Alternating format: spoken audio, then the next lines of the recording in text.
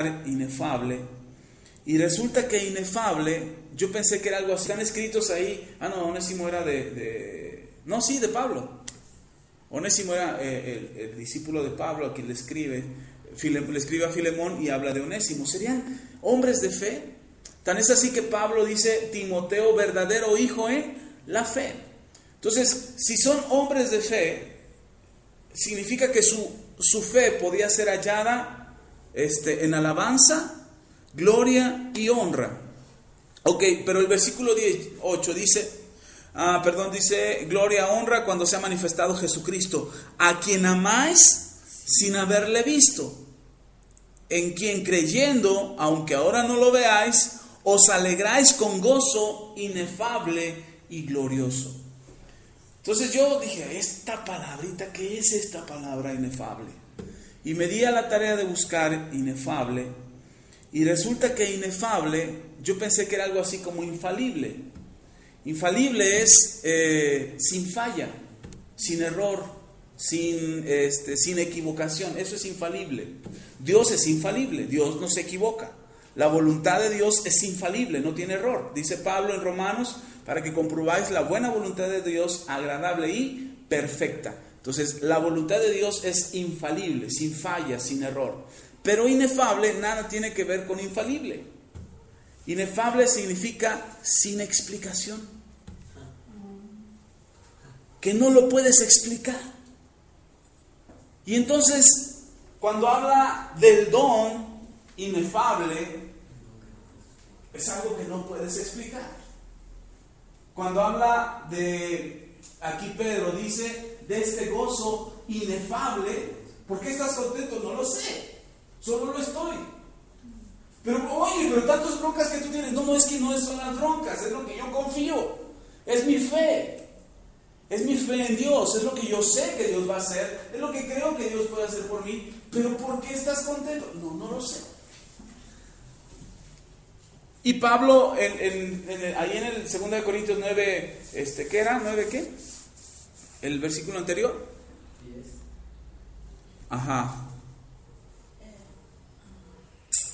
12, el siguiente. Que dice que fue arrebatado del paraíso donde oyó palabras inefables. Palabras sin explicación. Entonces, yo concluí, dije, bueno, si no tiene una explicación o algo que podamos explicar, cuando habla del don, habla de nuestro Señor Jesucristo. Cuando habla de las palabras, habla del verbo, que es nuestro Señor Jesucristo. Y cuando habla del gozo inefable, habla de nuestro Señor Jesucristo. Si algo que nos cuesta mucho trabajo a nosotros explicarle a alguien que no cree, es porque creemos. Y dices, ¿tú por qué crees? O sea, nosotros repetimos la Biblia. O sea, repetimos lo que dice la Biblia. Es que la Biblia dice que por cuanto todos pecaron están destituidos de la gloria de Dios. Romanos 5:8, ¿o cuál es? 3:5, algo así. Pero de tal manera amó Dios al mundo, que ha dado a su Hijo unigénito para que todo aquel que en él cree no se pierda, mas tenga vida eterna. Juan 3:16. Y te pregunta, ¿pero por qué? O sea, ¿por qué crees? ¿Por qué crees? Y vamos, le buscamos la cita bíblica para tratar de explicar lo que no podemos explicar. Y creemos que al repetir una cita bíblica, la otra persona nos va a poder entender lo que nosotros creemos. Pero el apóstol Pablo y Pedro y la Biblia en sí nos dice que lo inexplicable, lo inefable de Dios, que es nuestra fe, no pudiéramos explicarla. Ahora, no hablo y no estoy diciendo que no defendamos nuestra fe, que no memoricemos la Biblia, que no demos testimonio con la palabra. No, claro que sí. Por supuesto, nuestra enseñanza y nuestro fundamento y nuestra predicación tiene que estar fundada en la palabra de Dios. Tenemos que conocer la Biblia para poderla explicar, para poderla compartir con otros. Pero lo que no podemos interpretar es lo que Dios considera algo inexplicable, algo que no tienes una forma de explicar. Y algo que no podemos explicar nosotros es la voluntad de Dios. Nosotros no podemos explicarla. Yo lo que les he dicho constantemente es que la voluntad de Dios es buena, es agradable y es perfecta. Yo eso se los he dicho y se los he dicho constantemente, hermano. La voluntad de Dios es buena, agradable y perfecta. Pero dile a una persona que se le acaba de morir su hijo, es que la voluntad de Dios es buena, agradable y perfecta. Te va a sacar a patadas de su casa. O sea, ¿cómo te atreves a decirme que esto es voluntad de Dios, que mi hijo se haya muerto? Y que eso es bueno para mí. Oye, no inventes. O sea, ¿cómo te atreves a decir, pues tu Dios es un Dios malo, es un Dios perverso que busca mi dolor? Entonces no podemos explicar la voluntad de Dios, no pretendamos explicar la voluntad de Dios. Tenemos que vivir la voluntad de Dios. Las órdenes de Dios no son para cuestionarse. Es que Dios, a mí me parece que sería mejor si tú hicieras esto. Sería bueno. O sea, creo que te estás equivocando.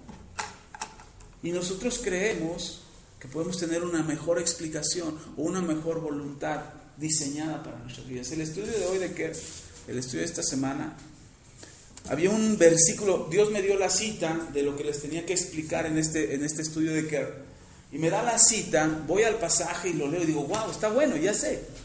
Y llego al último versículo que Dios pone en mi corazón, porque Dios pone en mi corazón, habla de Eclesiastés capítulo 3. Versículos 11 al 15. Y habla de la restauración en la familia en este versículo, en esta cita. Sí, y la leo y wow, sí. Y saco los primeros puntos, pero llego al versículo 15 y resulta que tuve que leer como 6 versiones de la Biblia. La Nueva Versión Internacional, la Biblia de las Américas, Dios habla hoy, la Reina Valera 60, la Reina Valera 90, la Reina Valera 2002, el lenguaje actual, la traducción viviente. O sea, leí las versiones y yo decía, no lo entiendo, Señor, no sé qué quieres decir. No sé de qué es lo que me quieres decir y qué es lo que le quieres decir a la iglesia. No lo alcanzo a entender, no tengo el discernimiento para entenderlo. Y les voy a leer el versículo. Préstame uno para no buscarlo. Este no sé.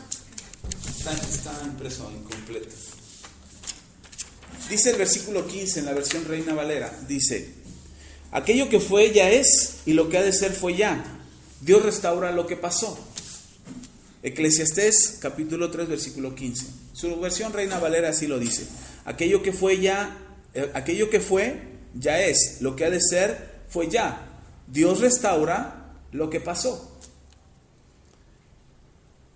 Y yo decía, ok, lo que entiendo las primeras dos partes. Las primeras dos partes dice: aquello que fue ya es, y aquello que ha de ser fue ya. Es decir, habla de la eternidad de Dios. ¿Sí me explico? Yo les he explicado que Dios ya lo hizo todo.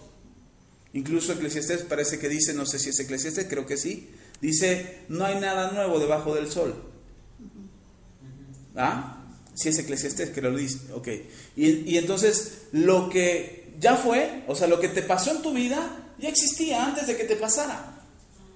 Y lo que te va a pasar, ya también ya es, ya existe, ya pasó.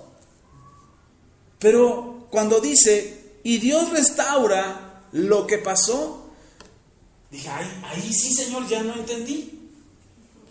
Porque a mí me queda claro que tú no puedes cambiar tu pasado. ¿O sí? Tú no puedes cambiar tu pasado. ¿O sí? Entonces, ¿cómo Dios restaura lo que pasó? A ver, Señor, yo decía, y lloraba y Señor, no lo entiendo. Señor, no entiendo qué es lo que quieres decir. ¿De qué se trata esto de que restauran lo que ya pasó? Y entonces leí varias versiones y muchas versiones coincidían en lo mismo, hasta que leí esta versión, la traducción del lenguaje actual, que dice: todo lo que ahora existe ya existía mucho antes. Todo lo que habrá de existir existe ya. Estas dos nos han quedado claras, ¿cierto? habla de lo mismo, pero dice al final, dice, Dios hace que todo vuelva a repetirse. Dije, ya entiendo, son lo que yo he explicado, son ciclos. Entonces Dios te vuelve a dar la oportunidad de que se vuelva a repetir algo para que lo corrijas. Y entonces el Espíritu Santo me agarra de las orejas y dice, no seas tonto, no es eso. Lo que estoy diciendo en este versículo, yo quiero entenderlo así. Yo espero que Dios sea quien me haya hablado en esto y no mi intelecto ni mi conciencia. Pero cuando dice que Dios permite que se vuelva a repetir, es que lo que ya está hecho se repite. Es decir, no te da la oportunidad de volver a repetir algo. Lo que ya pasó, ya pasó. Lo que ya sucedió, ya sucedió. Lo que Dios dice, yo ya lo hice, sácale una fotocopia. Ya está el original, ya está el molde, ya existe, lo hice hace mucho tiempo. Si tú andas mal es porque estás copiando del lugar equivocado. Si yo les digo, vayan y sáquenle una copia a esto, este es el original. Vayan y sáquenle una copia. ¿Cómo quieres sacar tu copia? Tú puedes ir a agarrar tu libreta y empezar a transcribir. ¿Es una copia? Sí, es una copia. Pero si escribes con los pies, tu copia no se va a entender nada de lo que copiaste. O si eres como los niños en la escuela, que le dicen, hagan una copia del capítulo del libro tal y del libro tal, de la página tal a la página tal. Y cuando los niños ven que son como 20,000 hojas de copia, le sacan un simplificado, un resumen o una reducción o lo que sea. O solamente sacan el bosquejo de la copia. Una copia original del diseño de Dios, de la voluntad de Dios, tiene que repetirse. Para que la voluntad de Dios, para que el diseño de Dios sea en nuestras vidas, para que el plan de Dios se cumpla en nuestras vidas, nosotros tenemos que repetir lo que Él hizo ya. No podemos andar copiando a como se nos dé la gana. Por ejemplo, este trabajo, el estudio de Kerr, yo hago un solo original. ¿Dónde lo hago? En la computadora. Lo escribo, le doy forma, los cuadritos, los textos, las palabras, los títulos, las citas. Si ustedes ven, tiene un orden, tiene una forma. Cada parte está hecha en un formato original. ¿Dónde está el formato original? ¿En el papel? No, el formato original está en la computadora. Si yo les dije, les traigo el estudio de Kerr y les traigo la computadora, es una ridiculez. ¿Sí me explico? No les puedo traer el estudio de Kerr en la computadora, porque habría que conectar la computadora para poderlo leer, encender la computadora, abrir el archivo y poder sacar el documento donde está el estudio de Kerr de esta semana. Pero el estudio original, el formato original, ¿dónde está? En la computadora. ¿Qué es lo que le estoy dando a usted? Una repetición de ese original. ¿Dónde está el original? En la computadora. ¿Qué es lo que usted tiene en sus manos o va a tener en sus manos? Una repetición, una copia. Pero esta copia es fiel. Esta copia, por eso la traía, esta copia no es fiel. Está incompleta.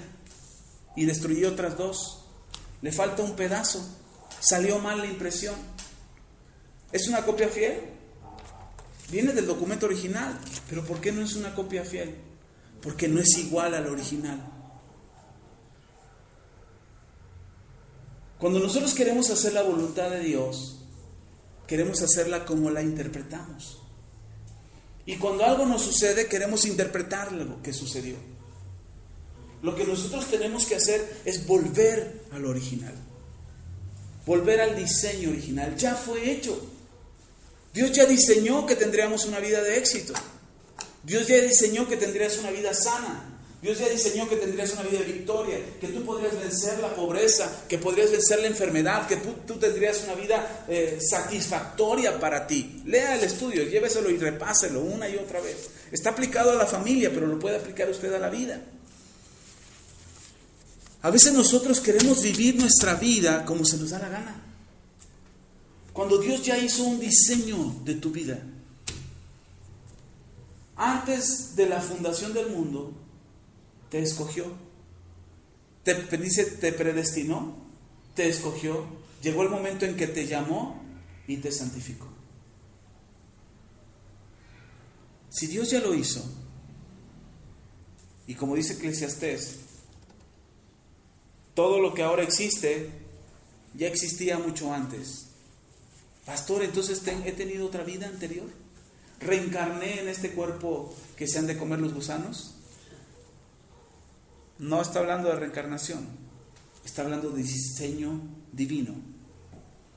¿Por qué entonces cuando Dios permite que algo nos pase, que nos vaya mal, que nos suceda un accidente, que le pase algo a nuestra familia, que las cosas no funcionen bien? ¿Será que Dios quiso que así fuera? ¿Que el diseño así fuera? ¿Que nos fuera mal?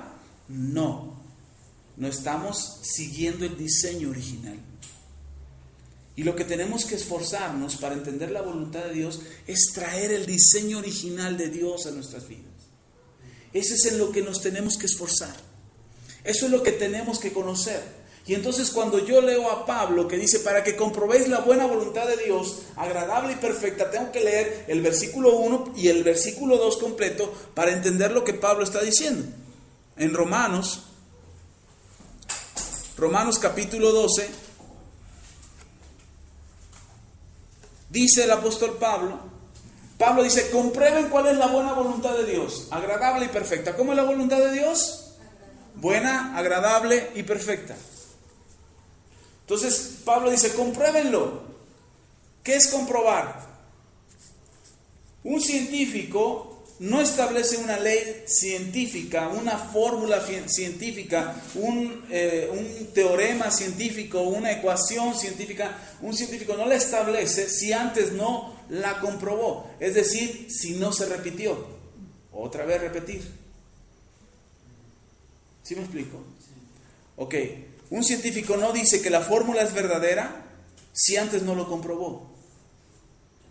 Tiene que haberlo comprobado 1, 2, 3, 4, 5, 6 y siempre tiene que resultar lo mismo. Eso es repetir.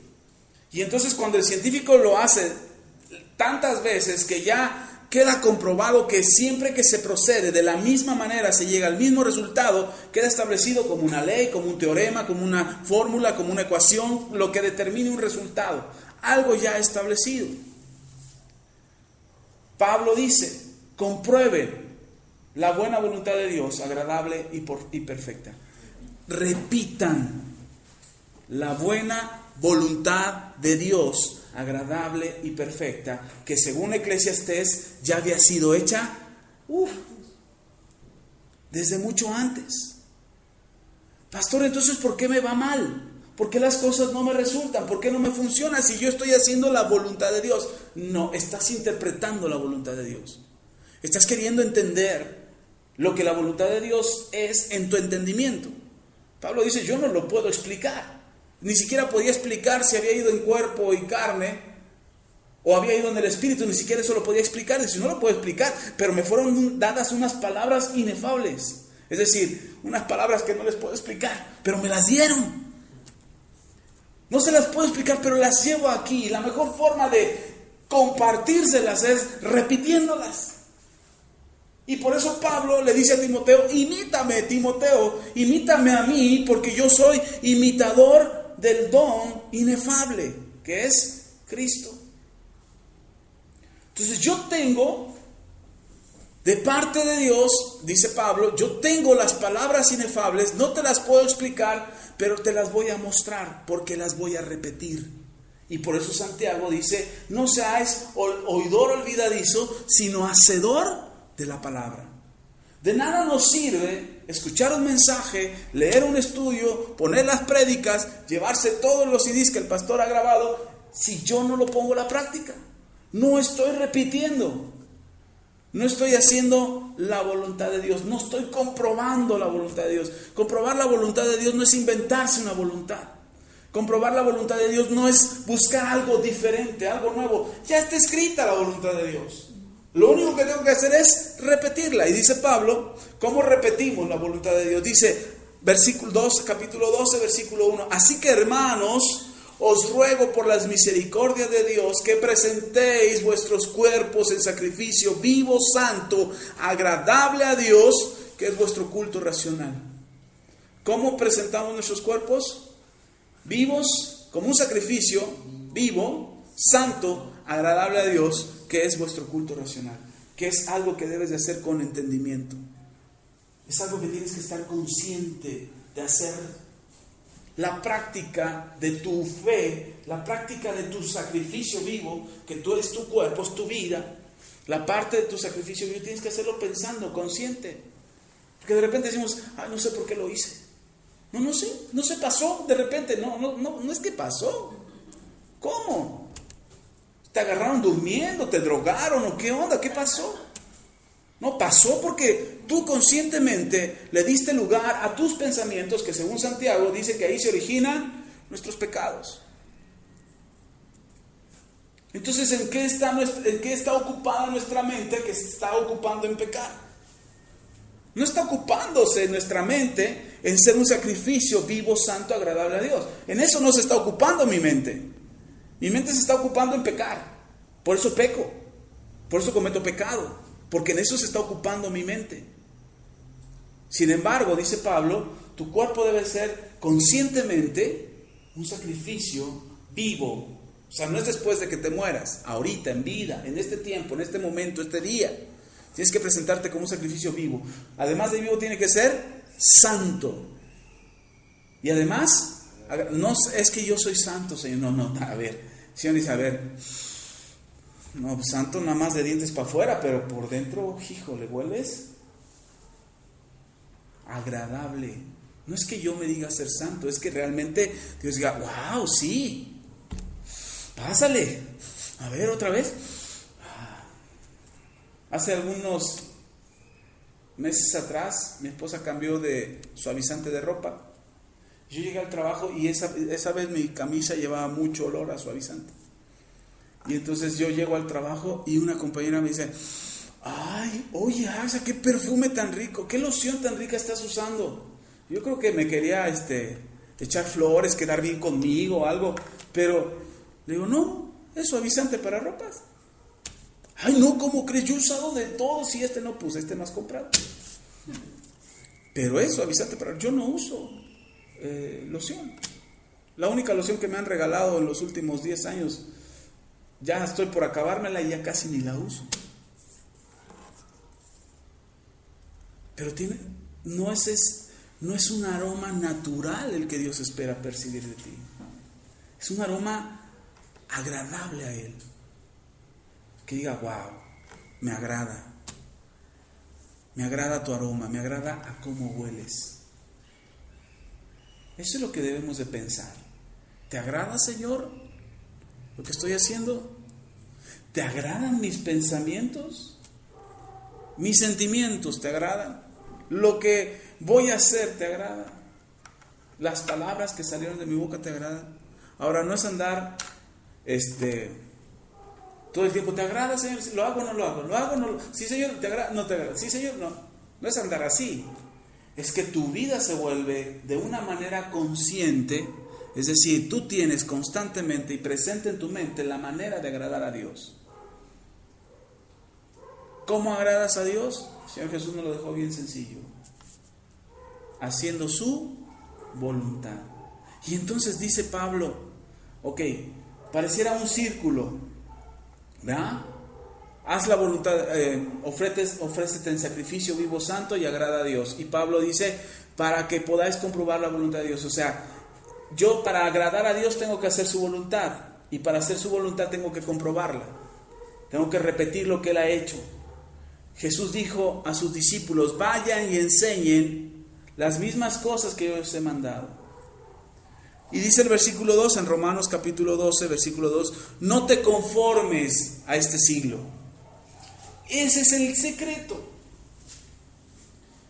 No te conformes a este siglo. ¿Sabe cuándo fueron escritas estas palabras? Hace 20 siglos. Hace 20 siglos se escribieron estas palabras y el apóstol Pablo dijo, no te conformes a este siglo. Ahora nosotros estamos en el siglo XXI. Nosotros somos una generación de 2 siglos. Bueno, Pame no, Pame es de este siglo. Pero la mayoría de aquí somos una generación de 2 siglos. ¿A cuál siglo no te debes de conformar? Al que estás viviendo ahora. Al que estás. Pastor, si yo no me conformé al siglo XX, yo soy bien moderno, del siglo XXI, bien tecnológico. No me conformé. No está hablando de eso, está hablando del siglo que vives. De este. ¿De cuál? De este. De este en el que estamos ahora. Dice Pablo, no te conformes a este siglo. ¿Cómo te puedes hacer un sacrificio vivo, santo, agradable a Dios? ¿Cómo te puedes hacer un sacrificio no conformándote a este siglo? Es decir, no tomes la forma de este siglo. No tomes la forma de lo que este siglo te ofrece, de lo que este mundo te ofrece. No tomes esta forma de lo que pasa en la televisión, de lo que oyes en las noticias. Le decía a mi esposa el sábado pasado, le decía, estoy enojado, necesito hablar con el apóstol Oscar. Necesito que me dé una cita, que me haga una liberación, yo creo, porque estoy enojado. Estoy enojado con el gobierno. Estoy enojado con los diputados y con los senadores. Estoy enojado y no quiero tener un corazón rebelde. Estoy enojado por lo que están haciendo. Y yo me desahogué con mi esposa y mi esposa me decía, tienes que orar.